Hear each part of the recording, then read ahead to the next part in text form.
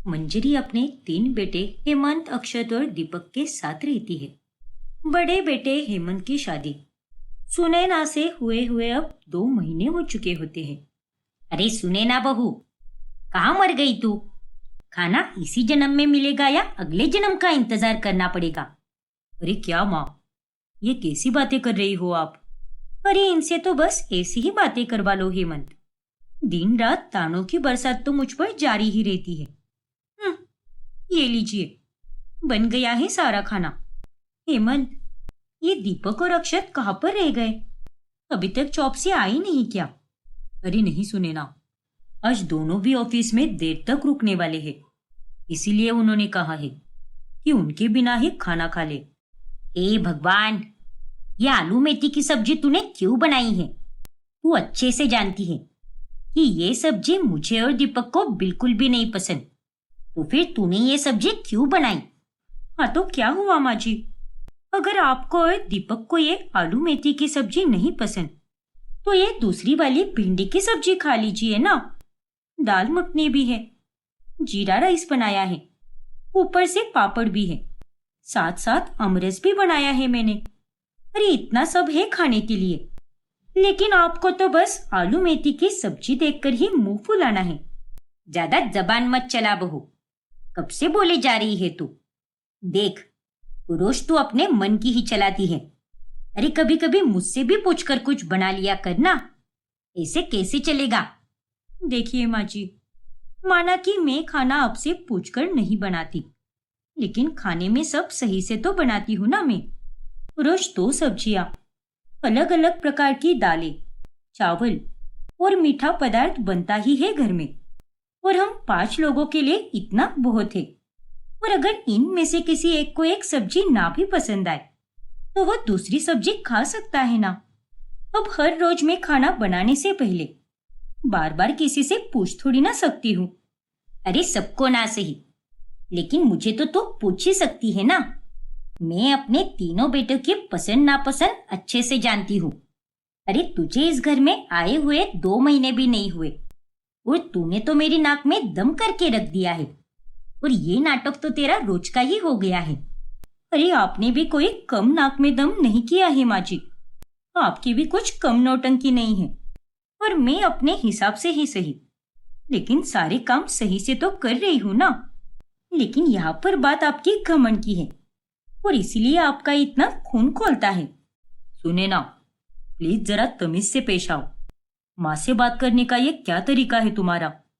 अरे अगर मैं तुम्हारी माँ से भी इसी तरह बात करूं तो तुम्हें कैसा लगेगा? अरे इसे बोलकर कोई फायदा नहीं है बेटा, क्योंकि इसने तो अपनी लाज शर्म सब बेच खाई है। माफ कीजिएगा माँ जी, लेकिन मैं तो सिर्फ वहीं पर उल्टा जवाब देती हूँ जहां पर मेरी कोई गलती ना हो, और इस विषय में आप ही गलत हो। फिर आप चाहे इसे मानो या ना मानो। ठीक है, आज से मैं तेरे हाथ का कोई खाना नहीं खाऊंगी। कल से मैं खुद ही बनाऊंगी अपने लिए खाना। हाँ तो बनाइए ना, मुझे उससे कोई दिक्कत नहीं है। जैसी आपकी मर्जी, मैं अपना और अपने पति का खाना बनाऊंगी, और आप अपना और अपने दोनों बेटों के लिए खाना बना देना। सुने ना, तुम्हें नहीं पता हेमंत, तुम्हारे जाने के बाद माँ जी मुझे कितना सुनाती रहती है, और मुझे भी इनसे इस तरह से बात करना बिल्कुल अच्छा नहीं लगता। लेकिन ये है कि मुझे इस तरह से बात करने पर मजबूर कर देती है, इसीलिए अब जो इन्हें सही लगे ये वही करे, मुझे उससे कोई फर्क नहीं पड़ता। इतना कहकर सुनैना वहां से चली जाती है, और हेमंत अपना सर पकड़ लेता है। ना जाने वह कौन सी मनहूस घड़ी थी जब ये पनौती हमारे घर और जिंदगी में आई। सास बनने के बाद तो इसने मुझे कोई सुख नहीं दिया है। पहली बहू तो ऐसी निकली, लेकिन मैं अब अपने अक्षत और दीपक की शादी किसी अच्छी लड़की से करवाऊंगी जो मेरी हर बात सुने। फिर अगले दिन मंजरी अपने लिए और अपने दोनों बेटों के लिए खाना बनाती है, और ये देखकर हेमंत को बिल्कुल अच्छा नहीं लगता। ये क्या है सुनैना, माँ खाना बना रही है? अरे मुझसे तो ये सब देखा नहीं जा रहा। जाओ, जाकर उनकी मदद करो। नहीं हेमंत, मैं उनके पास नहीं जाने वाली। अरे बहुत आवाज चढ़ाकर बोल रही थी ना वो कल। तो अब करने दो उन्हें काम। अरे जरा उन्हें भी तो पता चले कि रसोई में कितना काम रहता है। हे भगवान। वही दूसरी तरफ, सत्यानाश हो इस सुनैना का। क्या क्या मैंने सपने सजाए थे कि बहू आने के बाद मेरी रसोई से छुट्टी हो जाएगी, लेकिन नहीं, मैं तो अब वापस रसोई में आ चुकी हूँ और वापस मेरे हाथ में ये बेलन आ गया है। आपको इस तरह से खाना बनाते हुए देखकर मुझे भी बिल्कुल अच्छा नहीं लग रहा माँ जी, लेकिन ये सब आप अपने घमंड के चलते ही कर रही हो।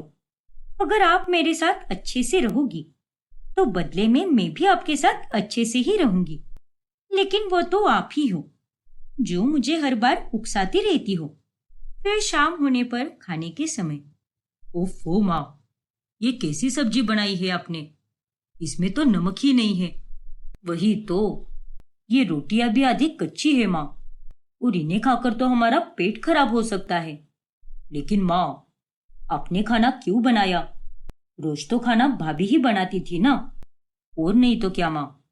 अरे उम्र के साथ आपकी आंखें कमजोर हो चुकी हैं, जिस कारण आपको ठीक से दिखाई भी नहीं देता, और आपके खाने का स्वाद भी बिगड़ने की यही एक वजह है। और माना कि भाभी रोजाना हमारी या आपकी पसंद का खाना नहीं बना सकती, लेकिन हर रोज हर किसी की पसंद का खाना हो ये जरूरी तो नहीं ना। और बचपन से तो आपने ही हमें सिखाया है कि हमें सब कुछ खाना चाहिए, कोई आनाकानी नहीं करनी चाहिए। और नहीं तो क्या। और आप ही कहती थी कि हर सब्जी में जम के पोषण तत्व भरे हुए होते हैं, तो इसमें इतना झगड़ा करने वाली क्या बात है? क्या चल रहा है ये सब?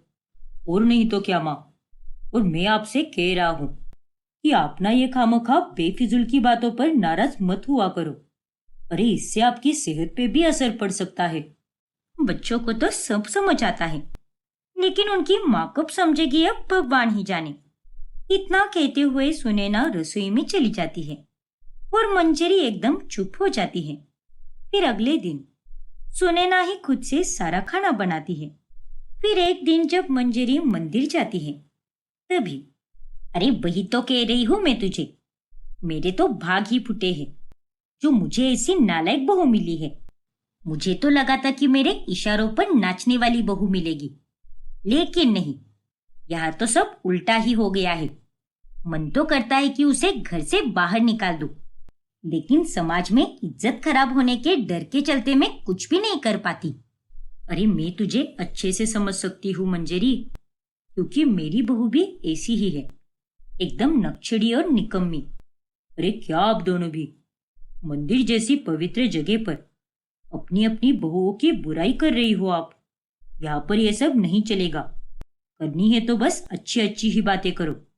अरे पंडित जी, आप नहीं समझोगे हम सासों का दुख। जब एक औरत सास बनती है ना, तब उसे जीवन की असलियत समझ आती है, क्योंकि उसका बेटा उसका नहीं रहता। और जब उसकी बहू आकर घर की मालकिन बन जाती है, तब सास की कोई इज्जत भी नहीं करता। हाँ मंजरी, ये बात तो तू एकदम सही कह रही है। ऐसा नहीं होता मंजरी बहन। अगर आपको इज्जत पानी है तो प्रेम भाव के साथ इज्जत देना भी सीखना होगा। अरे आप जैसे दूसरों के साथ व्यवहार रखोगे, वो व्यक्ति भी आपके साथ वैसा ही व्यवहार रखेगा। खैर, ये सब छोड़िए पंडित जी, और आज आप फुर्सत से मिले ही हो तो एक बार मेरे दीपक और अक्षत की कुंडलियां देख लीजिए। देखिए कि उनका विवाह योग क्या बता रहा है। हेमंत के वक्त पर तो मैंने इतना ध्यान नहीं दिया और उस सुनैना को अपनी बहू बना लिया, लेकिन अब तो बस मुझे मेरे दीपक और अक्षत से ही उम्मीदें हैं। मैं उन दोनों की शादी किसी अच्छी लड़कियों से कराना चाहती हूँ, जो उस सुनैना की तरह बिल्कुल भी ना हो। ठीक है मंजरी बहन, जैसा आप कहे। मैं आपके दोनों बेटों की कुंडलियां देख लेता हूँ। फिर पंडित जी अक्षत और दीपक की कुंडलियों को देखते हैं और उसके बाद दोनों लड़कों का विवाह का योग इसी साल का है। और तो और दोनों की बीवियां भी बहुत अच्छी होंगी। समझदारी, सूझबूझ, प्रेम, मिलनसार, और एक सकारात्मक गुण होगा उनमें। अरे वाह, चलो शुक्र है भगवान का कि मुझे बाकी की 2 बहुएं तो कम से कम अच्छी ही मिलेगी। फिर एक दिन जब मंजरी की सहेलियां उसके घर आती हैं, तभी सुनैना के हाथ का खाना खाकर वो सभी बहुत खुश हो जाती है। क्या बात है मंजरी, तेरी बहू के हाथ में तो एकदम जादू है। अरे क्या कमाल का खाना बनाया है इसने। हाँ मंजरी, अरे मैंने तो पहली बार इतना लज्जतदार खाना खाया है और इसे खाकर तो मन और दिल एकदम खुशम खुश हो गया। तो फिर तू बेवजह ही क्यों रोती रहती है? अरे तेरी बहू तो कितना अच्छा खाना बनाती है, पूरा घर कितना साफ सुथरा रखती है और बाकी के सारे काम भी कितने सही से तो करती है वो। फिर तुझे उससे क्या दिक्कत है? अरे मुझे उससे सिर्फ यही एक दिक्कत है कि वो सारे काम अपने हिसाब से करती है, मुझसे वो कोई बात नहीं पूछती। अरे एक सास होने के नाते मुझे जो दर्जा मिलना चाहिए वो मुझे कभी नहीं मिलता। और ये खाना भी वो अपने मन से ही बनाती है, मुझे तो वो कभी नहीं पूछती कि आज खाने में क्या बनाऊं। सारे फैसले उसे ही लेने होते हैं और इसी बात पर मेरा दिमाग हिल जाता है, बाकी कोई बात नहीं है। उफ ओ मंजरी, क्या तू भी एकदम पागल है। अरे हमसे पूछ, हमारा क्या हाल है। भले ही तेरी बहू अपने हिसाब से काम कर रही है, लेकिन हमारी बेशरम बहुओं को देख, घर का कोई काम नहीं करती वो। अरे हम तो उनसे परेशान हो गए हैं। रसोई में खड़ी सुनैना उनकी ये सारी बातें सुन लेती है और फिर सहेलियों के जाने के बाद, देखा ना माँ जी, आपकी सहेलियों ने भी आपको आईना दिखा ही दिया। अरे मैं तो आपकी सहेलियों की बाकी बहुओं की तरह बिल्कुल भी नहीं हूँ, आपके साथ कितने अच्छे से रहती हूँ। तो फिर आप मेरा नाम बदनाम क्यों करती हो? क्योंकि तो उसी लायक है। चल अब ज्यादा दिमाग गरम मत कर मेरा, और मेरे लिए ठंडा ठंडा शरबत बना कर ला। माफ कीजिए माँ जी, लेकिन फ्रिज में कल का आमरस पड़ा है और वो भी आपके हिस्से का ही है, तो आप पहले उसे खत्म कीजिए, क्योंकि मैं अब आराम करने के लिए जा रही हूँ। सुबह से काम कर रही हूँ रसोई में और आज मैंने दोपहर में आराम ही नहीं किया है। और अगर फिर भी आपको शरबत पीने का इतना ही मन कर रहा है तो जाइए, जाकर खुद ही बना लीजिए, क्योंकि वो रसोई आपकी भी है। सुनैना की ये बातें सुनकर मंजरी को वापस उस पर बहुत गुस्सा आता है। फिर एक हफ्ते के बाद, अरे हेमंत, कल माँ जी का जन्मदिन है ना? हाँ सुनैना, अरे काम के चक्कर में तो मैं ये भूल ही गया था, लेकिन अच्छा हुआ जो तुमने मुझे याद दिला दिया। देखा, मुझे सब याद रहता है, लेकिन दूसरों को मेरी कोई कदर नहीं है। खैर, कल उनके जन्मदिन के मौके पर मैंने सोचा है कि उनकी पसंद का हर एक पदार्थ बनाऊं, वो भी अपने हाथों से। क्या? एक मिनट, जरा मुझे चिमटी तो काटो, कहीं मैं कोई सपना तो नहीं देख रहा ना? साक्षात ये बात तुम कह रही हो? अरे हाँ बाबा, मैं ही कह रही हूँ ये बात। चलो अब ज्यादा नौटंकी मत करो, और मैं इतनी भी बुज़दिल नहीं हूँ जो उनके ही जन्मदिन पर उनके पसंद का खाना ना बनाऊं। और रही बात रोजमर्रा की जिंदगी में अपने हिसाब से काम करने की, तो इतना सब नाटक कौन करते बैठेगा? अब जरा तुम ही सोचो कि अगर मैं घर के हर एक सदस्य के पास जाकर उनसे पूछने लगूं कि आज तुम्हें खाने में क्या चाहिए, और फिर उनके जवाब का इंतजार करूं, अरे इन सब में मेरा कितना वक्त जाया होगा। इसीलिए मुझे ये झंझट ही नहीं चाहिए, और इसीलिए मैं सारा खाना अपने ही हिसाब से बनाती हूँ। चलो अच्छी बात है, मैं बताता हूँ तुम्हें कि माँ को खाने में क्या क्या पसंद है। अरे रुको रुको, मुझे जरा पेन और पेपर लेने दो, फिर मैं सब उसमें लिख दूंगी। फिर हेमंत सुनैना को सारे पदार्थ के नाम बताता है, और फिर अगले दिन घंटों तक रसोई में कड़ी मेहनत करके सुनैना मंजरी की पसंद के सारे पकवान बनाती है और उन्हें डाइनिंग टेबल पर एकदम सुंदर तरीके से परोस देती है। अरे वाह, ये सारे पकवान तो मेरे पसंदीदा पकवान हैं। शाबाश हेमंत बेटा, ये सब खाना तूने ही मंगवाया है ना मेरे लिए। मेरा राजा बेटा, मेरी खुशियों का तो कितना ध्यान रखता है। अरे नहीं माँ, ये सब मैंने नहीं किया है, और ना ही मैंने ये खाना बाहर से मंगवाया है। तो फिर ये खाना कहाँ से आया है? और ये सारा खाना आपकी बहू सुनैना ने बनाया है, वो भी खास आपके लिए। अब इसे आप अपना बर्थडे गिफ्ट ही समझ लो। हाँ माँ जी, जन्मदिन की ढेरों शुभकामनाएं। प्लीज खाकर देखिए ना और बताइए मुझे कि ये सारे पकवान कैसे बने हैं। हरगिज नहीं, मैं तेरे हाथ का बना खाना कभी नहीं खाऊंगी। अरे जब मैं कहती हूँ तब तो मेरी अनुमति के बगैर तो सारा खाना बनाती है, और आज मेरे जन्मदिन के दिन पर ये झूठा प्यार दिखा रही है तू, वो भी बस अपने पति की नजरों में अच्छा बनने के लिए। अरे मुझे सब पता है कि तू कितनी चालाक औरत है। क्या? फिर मंजरी गुस्से में वो सारा खाना मंदिर में गरीबों को बांटने के लिए भिजवा देती है, और ये देखकर सुनैना और हेमंत भी बहुत हैरान रह जाते हैं। अब आगे क्या होगा जानने के लिए हमारा अगला भाग देखना ना भूलें। और अगर आपने हमारा चैनल सब्सक्राइब नहीं किया है तो अभी सब्सक्राइब कीजिए और बेल आइकॉन दबाना ना भूलें। रुबीना वैसे तो काली होती है, लेकिन उसके हॉट फिगर और कातिलाना अदा पर हर कोई एकदम फिदा होता है। चलो माँ, मैं जरा टहल कर आती हूँ। बाय। बाय बेटा। सच सवर कर रुबीना जैसे ही घर के बाहर कदम रखती है, उसके गेट पर एक लड़का लेटा हुआ होता है। Oh my God! अरे ओ निठल्ले, यहाँ मेरे घर के गेट पर क्यों फैला हुआ है तू? चल उठ यहाँ से, गर्दुल्ला कहीं का। ऐसे ना कहो हसीना, ये नाचीज अपनी हसीन अदाओं पर फिदा हो चुका है। आज अगर तुमने मुझे हाँ नहीं कहा तो मैं यहाँ से बिल्कुल भी नहीं हटूंगा। अरे तुम तो मेरे सपनों की रानी हो Rubina. I love you so much. हे भगवान! अबे ओ लंगूर, चोर मवाली लगता है शक्ल से तो तू, और बड़ा आया मुझसे नैन लड़ाने वाला। रुक जा, तेरे सर पर सवार जो प्यार का बुखार है ना, उसे तो मैं आज अच्छे से उतारती हूँ। फिर पास में पड़ी लंबी लकड़ी को उठाकर रुबीना उसे खूब मारने लगती है। अरे नहीं नहीं, मैं तो तुम्हें प्रिटी वुमन समझता था, लेकिन तुम तो एकदम एंग्री वुमन निकली। माफ कर दो मुझे, गलती हो गई रे बाबा। इस तरह से वो आदमी दुम दबाकर भाग जाता है। जब जब रुबीना गली मोहल्ले में निकलती है, सबकी निगाहें पर उसी पर होती है, और गली की सारी लड़कियां रुबीना से बहुत चलती है। अरे देख तो, वो रुबीना कैसे जा रही है। माँ कसम, एकदम आइटम बॉम्ब लग रही है ये तो। सच में एकदम अलग ही पीस है।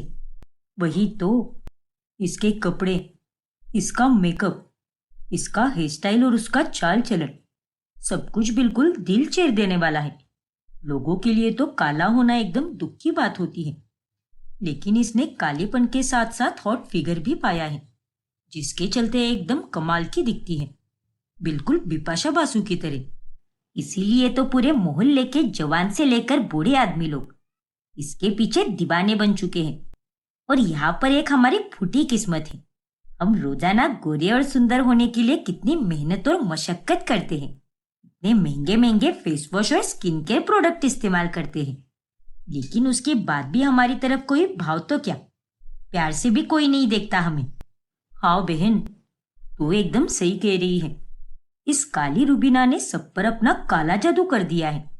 कल्लो कही की मोहल्ले की सारी लड़कियां और औरतें रुबीना को देखकर बहुत गुस्सा हो जाती हैं। फिर एक रोज जब रुबीना अपनी घर की छत पर कसरत कर रही होती है, तभी पड़ोस की विभूति उसे दूरबीन से देखने लगते हैं। क्या बात है, सुबह सुबह ही रुबीना के दर्शन हो गए। विभूति उसे बड़े आराम से देख रहा होता है कि उतने में पीछे से उसकी बीवी आकर उसे बेलन से मारने लगती है। अरे बाप रे, मर गया रे।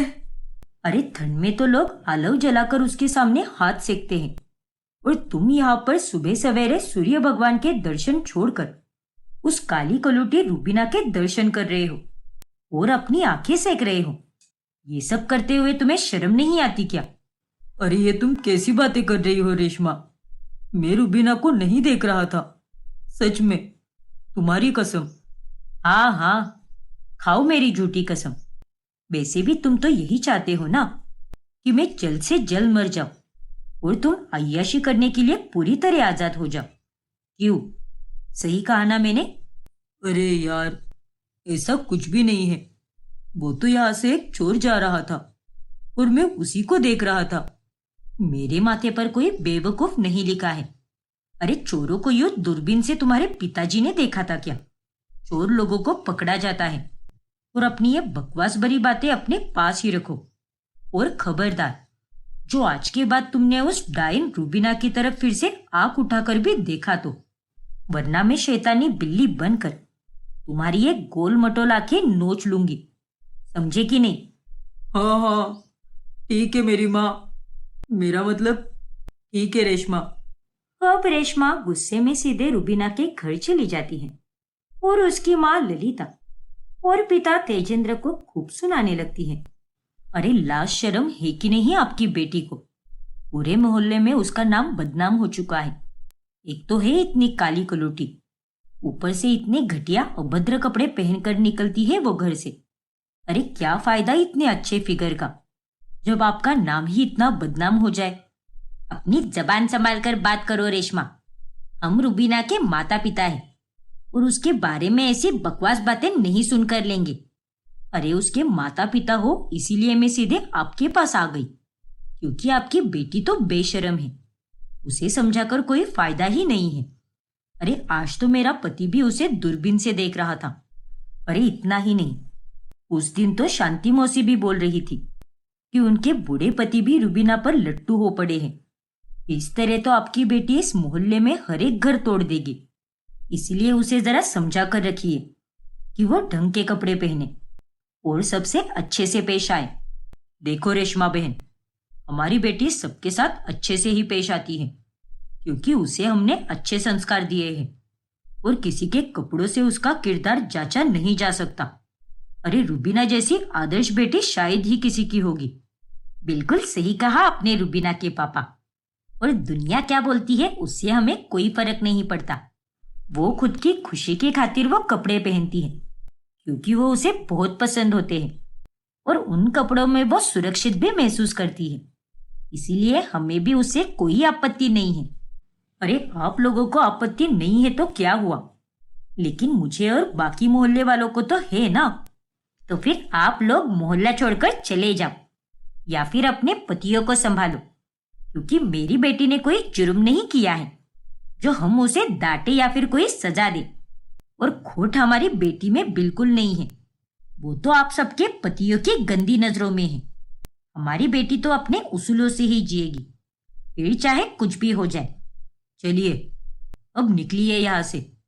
आप लोगों के साथ तहजीब से नहीं बल्कि बदतमीजी से ही पेश आना चाहिए। अरे इतनी भी ढील मत दो अपनी बेटी को, कहीं उसके गलतियों में उसका साथ देना आप दोनों के लिए किसी दिन भारी ना पड़ जाए। अरे उसकी तुम्हें चिंता करने की कोई जरूरत नहीं है, हम दोनों है यहाँ पर। अब चली जाओ यहाँ से।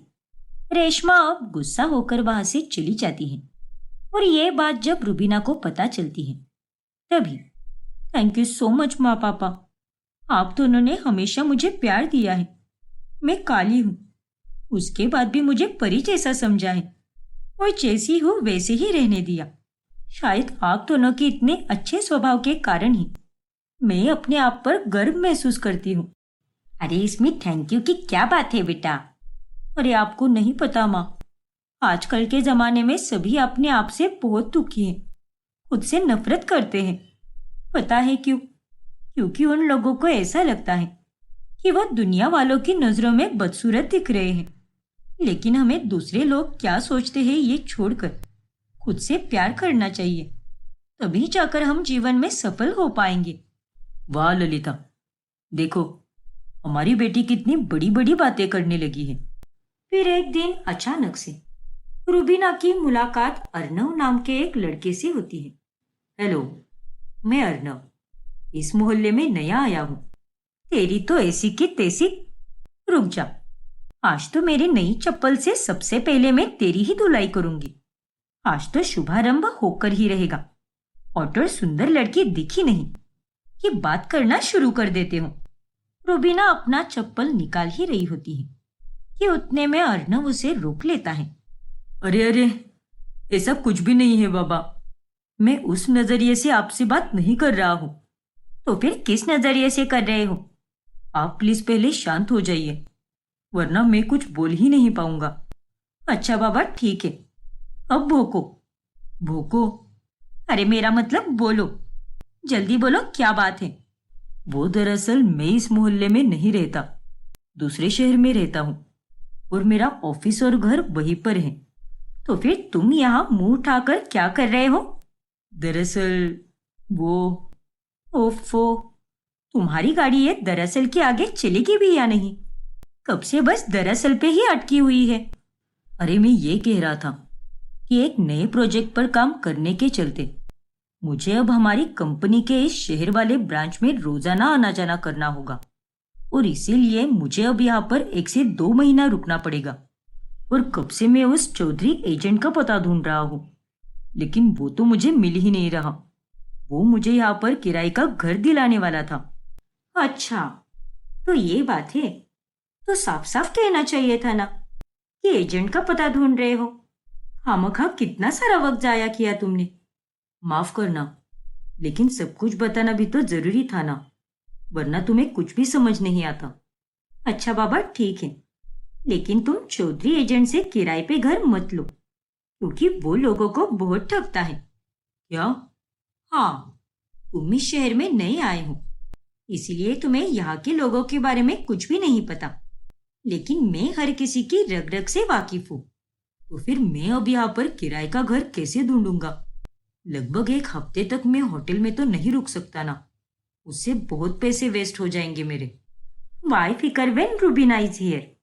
मैं 2 दिन में तुम्हें किराए का घर दिला दूंगी। क्या? लेकिन कैसे? तुम एक एजेंट हो क्या?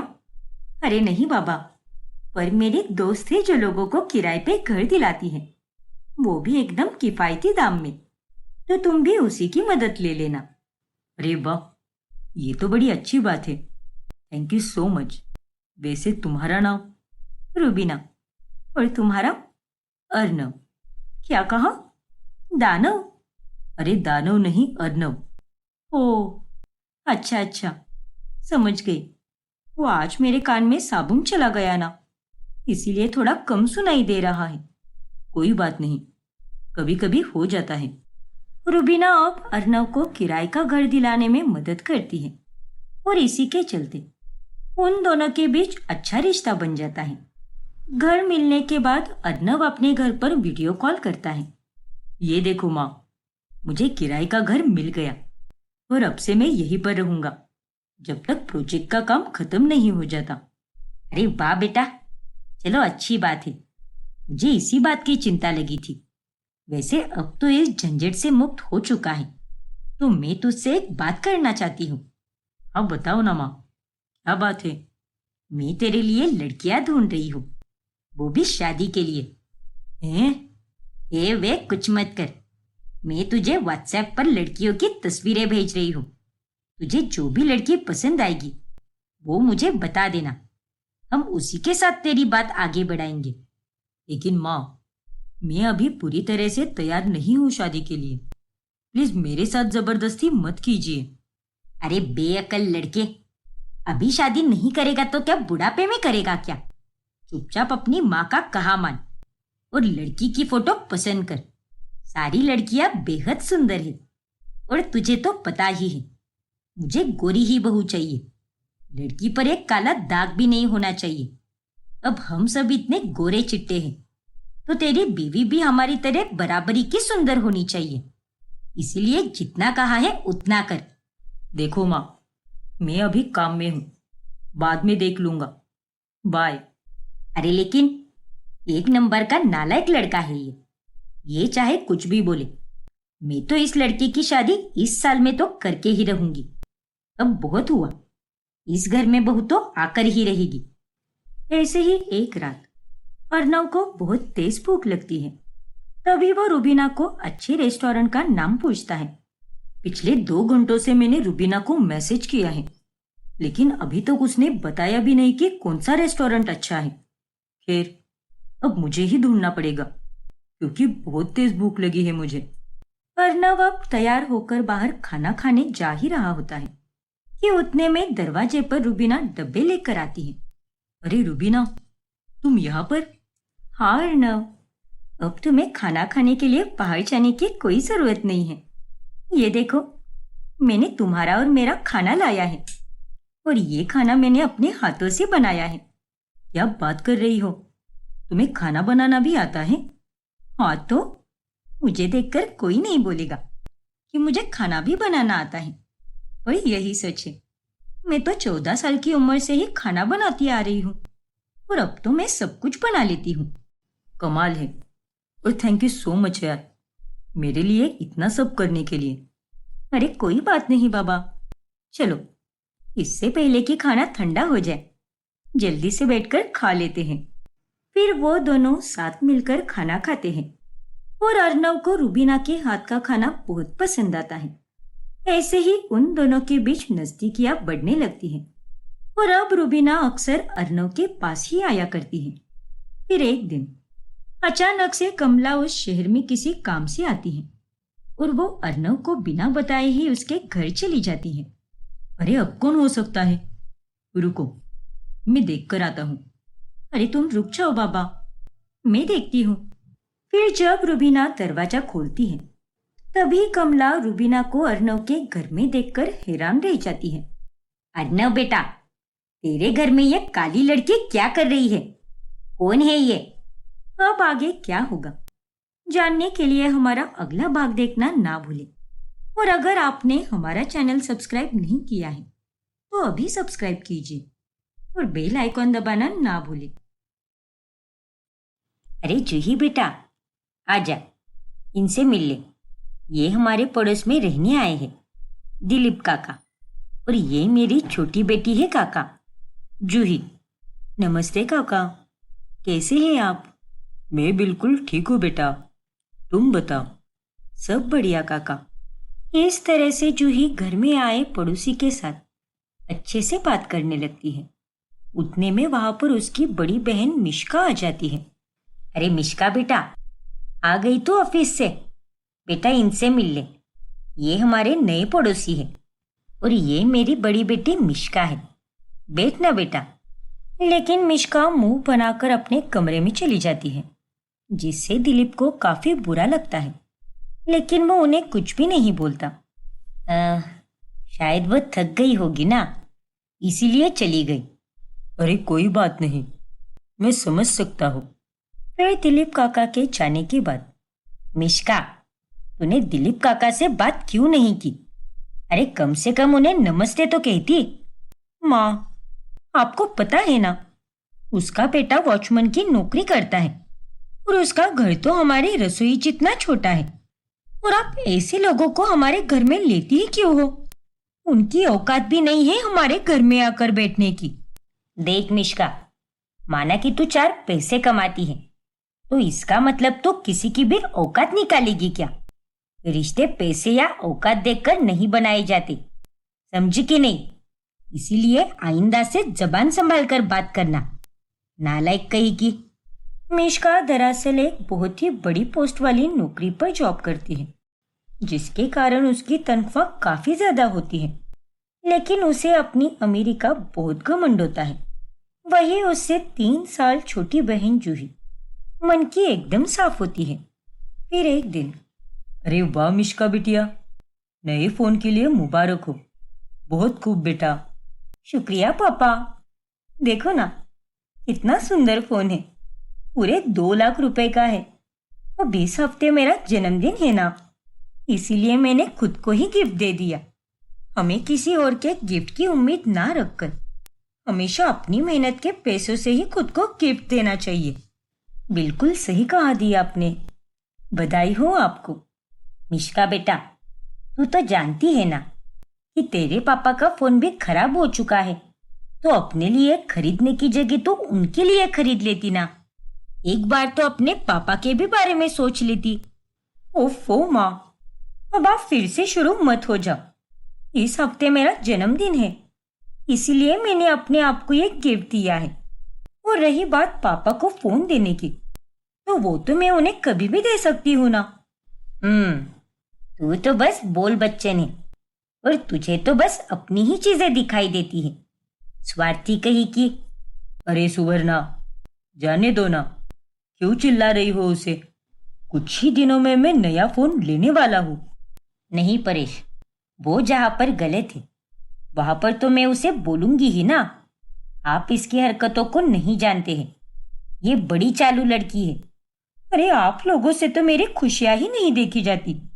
मैं ही बेवकूफ हूँ जो आप लोगों के साथ मेरी खुशियां बांटती रहती हूँ। मिष्का गुस्सा होकर वहां से चली जाती है। दी, रुक जाओ दी। अरे क्या माँ, आप भी। आज दी के लिए कितना अच्छा दिन था और आपने तो उन्हें आज ही सुना दिया। और नहीं तो क्या। अरे आप दोनों चुप रहो, मैंने बिल्कुल सही किया है। ये लड़की है ही मनहूस, इसीलिए खुशियां भी इसके पास आकर वापस चली जाती है, क्योंकि ये उसके लायक ही नहीं है। अगले 2 दिन तक मिष्का गुस्सा ही रहती है। फिर उसका जन्मदिन आने पर उसकी नानी उससे मिलने आती है। जन्मदिन मुबारक हो मिष्का बेटा, जुग जुग जियो। शुक्रिया नानी। ये देख बेटा, मैं तेरे लिए क्या लाई हूँ। अरे वाह, खोलकर तो देख मिष्का। और क्या माँ, आप भी। आप तो बस अपनी नातिन के लिए ही तोहफे लाती हो, मुझे तो कुछ भी नहीं देती। अरे अब तेरा प्यार खत्म हो चुका है और अब मैं केवल अपनी नातिनों को ही लाड़ प्यार दूंगी। लेकिन जब मिष्का वो तोहफा खोलकर देखती है तब उसका माथा फिर जाता है। अरे रे रे रे, ये सब क्या है नानी? अरे ये रास्ते से उठाए हुए कपड़े में नहीं पहनती, इन्हें वापस लेकर जाओ। क्या नानी, आप भी। क्या? और नहीं तो क्या नानी। अरे आप तो बस मुझे अपना आशीर्वाद ही दे दो, वही काफी है मेरे लिए। लेकिन प्लीज आइंदा से कुछ भी उठाकर मत देना मुझे। अरे हमारे ऑफिस की काम वाली बाई भी ऐसे कपड़े पहनने से पहले 100 बार सोचेगी। मिष्का की बातें सुनकर सुवर्णा को बहुत गुस्सा आता है और वो मिष्का को एक जोरदार थप्पड़ लगाती है। मिष्का, तेरी हिम्मत कैसे हुई मेरी माँ से इस तरह बात करने की? लेकिन माँ, जो सही है मैंने वही कहा है। अपनी नौकरी के बलबूते इतना मत उड़। अगर इतना घमंड करेगी ना तो कभी खुश नहीं रह पाएगी। अरे आपको किसने कहा कि मैं दुखी हूँ? मैं तो दुनिया की सबसे ज्यादा खुश लड़की हूँ, क्योंकि मैं अच्छे पैसे कमाती हूँ और जो चाहे वो कर सकती हूँ। लेकिन आज अपने ये हरकत करके मेरा पूरा दिन खराब कर दिया है। अब हटिए, मुझे बाहर जाकर ही अपना जन्मदिन मनाना चाहिए था। हाँ तो जा ना, बदतमीज कहीं की। पता नहीं वो कौन सी मनहूस घड़ी थी जब ये निर्लज्ज पैदा हुई। जाने देना सुवर्णा, क्यों उसका अच्छा दिन बिगाड़ रही है तू? नहीं माँ, ऐसे कैसे जाने दूं? उसे आपके साथ उस तरह से बात नहीं करनी चाहिए थी। और माँ, अपनी बेटी की तरफ से मैं आपसे हाथ जोड़कर माफी मांगती हूँ। अरे ना बेटा, ये तू क्या कर रही है? तूने अपनी माँ होने का फर्ज पूरी शिद्दत के साथ निभाया है। अब उसकी बारी। जो जैसा कर्म करेगा उसे वैसा ही फल मिलेगा। बस अपनी बेटी को समझा दे, क्योंकि घमंड अंत में इंसान को चकनाचूर करके रख देता है। अरे माँ, मैं उस लड़की को 1000 बार समझा चुकी हूँ, लेकिन वह समझती ही नहीं। दिन ब दिन उसका घमंड और ज्यादा बढ़ते जा रहा है। मैंने तो अपनी दोनों बेटियों को बराबर की परवरिश दी है, लेकिन फिर भी ना जाने कैसे ये मिष्का इतनी नालायक कैसे बन गई। सुवर्णा बहुत दुखी हो जाती है और वो मिष्का से बातचीत बंद कर देती है। फिर ऐसे ही एक रोज, अरे जूही, हमारी कंपनी में फ्रेशर्स के लिए वैकेंसी शुरू हुई है, तू भी आ जाना। एक बार अगर सिलेक्ट हो गई तो मेरी कंपनी में काम करके तेरी बहुत तरक्की होगी। क्या? हाँ जूही। अरे कब तक उस मामूली से कंपनी में तो जॉब करती रहेगी? वो लोग तुझे सैलरी भी कितनी कम देते हैं, ऊपर से इतना सारा काम भी कराते हैं। छोड़ देना वो जॉब और आजा कल इंटरव्यू के लिए। मुझे ये सुझाव देने के लिए आपका बहुत शुक्रिया दी, लेकिन मैं अपनी कंपनी को इसे बीच में ही छोड़कर दूसरी कंपनी में जॉब नहीं कर सकती। ईमानदारी और भरोसा भी तो कुछ होता है ना। मेरी अचानक से जॉब छोड़ देने से मेरी कंपनी वालों को कितना नुकसान होगा। वक्त आने पर मैं इसके बारे में जरूर सोचूंगी, पर फिलहाल मैं अपने काम से संतुष्ट हूँ। सैलरी भले ही कम हो, लेकिन हर दिन मुझे कुछ ना कुछ नया ही सीखने मिलता है। हे भगवान, छोड़, तुझसे तो बात करना ही गुनाह है। बैठ तो ईमानदारी और भरोसा निभाते हुए, और अगर ऐसे ही चलता रहा तो तू हमेशा पीछे ही रहेगी और तेरे बाकी के दोस्त आगे निकल जाएंगे। ऐसा कुछ भी नहीं होगा दी। समय के साथ हर किसी की तरक्की होकर ही रहती है। बस हमें अपना ईमान नहीं खोना चाहिए। जूही की बातें सुनकर मिश्का का मुंह अब बंद पड़ जाता है। फिर रात में, ये ले जूही बेटा, आज मैंने तेरी पसंद के नूडल्स बनाए हैं। अरे वाह माँ, क्या बात है। लेकिन रुक जाओ, मैं अभी ती को बुला कर लाती हूँ। उन्हें भी ये नूडल्स बहुत पसंद है। अरे तुझे उसे देना है तो देती रहे, लेकिन मैं यहाँ पर नहीं रुकने वाली। जा रही हूँ अपने कमरे में। मुझे तो उसकी शक्ल तक नहीं देखनी है। लेकिन माँ, फिर सुवर्णा वहां से चली जाती है। ना जाने दी के स्वभाव में कब सुधार आएगा। उस दिन उन्होंने नानी को जो भी बोला वो बहुत गलत था।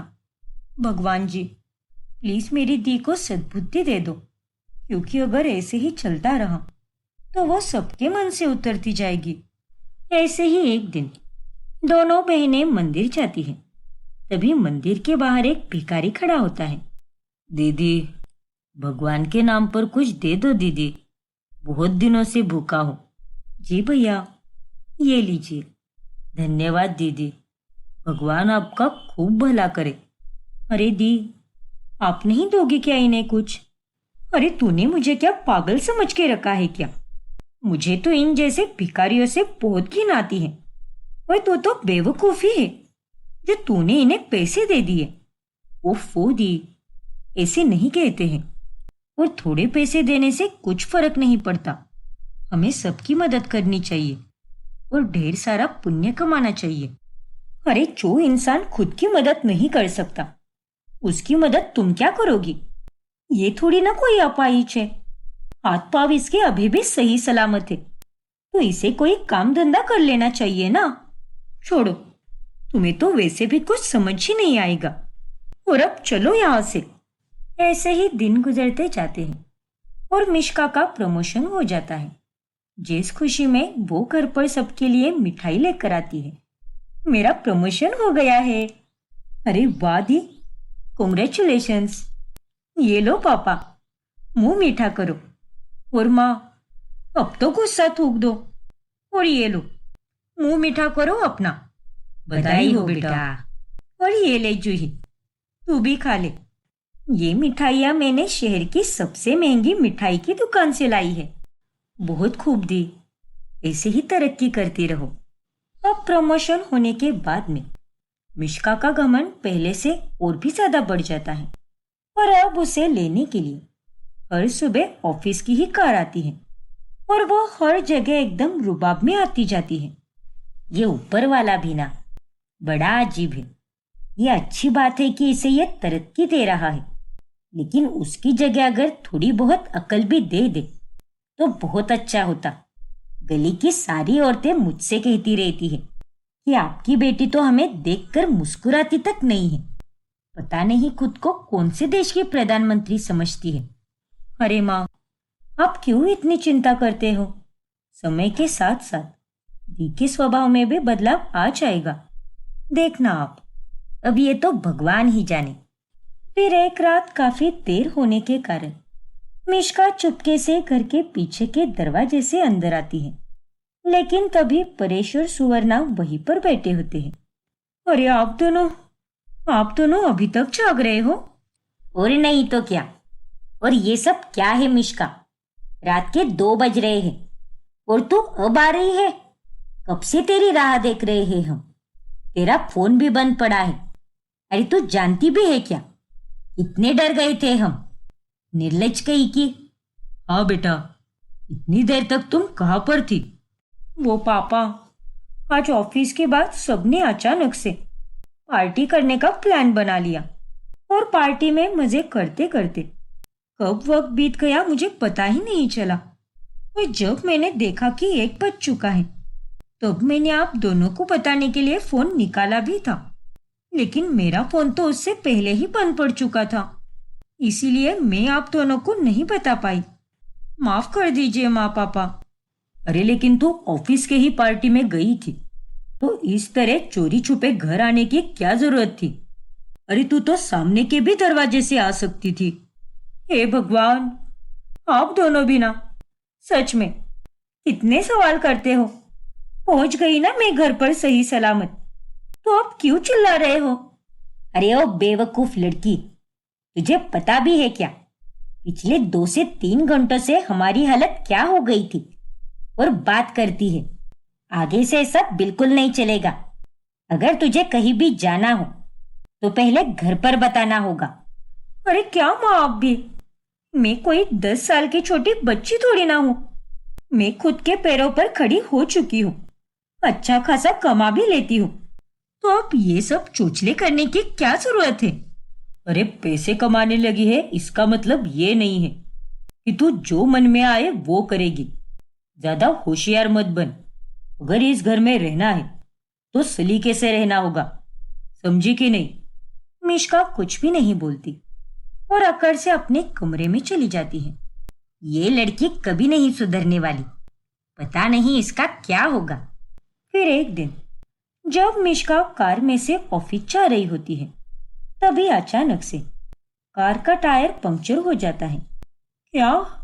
हाँ मैडम जी, अब 10 से 15 मिनट तक रुक जाइए, तब तक मैं मैकेनिक को बुला कर लाता हूँ। हे भगवान, अब मैं क्या करूं? आज तो बहुत ही जरूरी मीटिंग है और ऊपर से पूरा प्रेजेंटेशन मुझे ही देना है, और अगर मैं आज लेट हो गई तो बॉस बहुत गुस्सा हो जाएंगे। उतने में मिष्का को उसके बॉस का मैसेज आता है। ओह नो, ये तो सर का ही मैसेज है। कहाँ रह गई मिष्का? क्लाइंट किसी भी वक्त आते होंगे। अगर तुम अगले 10 मिनट तक नहीं आई तो मुझसे बुरा और कोई नहीं होगा। हे भगवान, आज तो मैं गई काम से। मिष्का आप बहुत घबरा जाती है। अब आगे क्या होगा जानने के लिए हमारा अगला एपिसोड देखना ना भूलें। और अगर आपने हमारा चैनल सब्सक्राइब नहीं किया है तो अभी सब्सक्राइब कीजिए और बेल आइकॉन दबाना ना भूलें।